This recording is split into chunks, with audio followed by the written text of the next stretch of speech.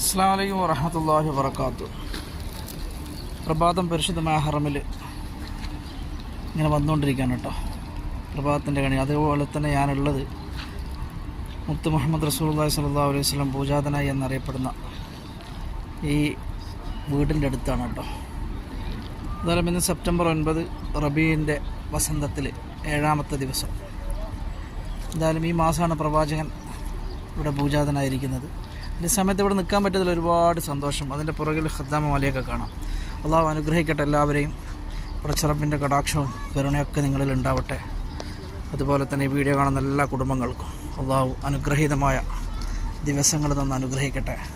പടച്ചറപ്പിൻ്റെ മഹനീയമായ ഈ പുണ്യ മണ്ണിൽ നിന്നുകൊണ്ട് നിങ്ങളെയൊക്കെ ഇത് കാണിക്കാൻ പറ്റുന്നതിൽ ഒരുപാട് സന്തോഷം. എല്ലാവർക്കും നല്ലൊരു പ്രഭാതം പരിശുദ്ധമായ ഹറമിൽ നേരുകയാണ്. ഇത് അബൂജാലിൻ്റെ വീടും കാര്യങ്ങളൊക്കെ ഇവിടെയാണ്. കണ്ടോ, അതിൻ്റെ പുറകിലും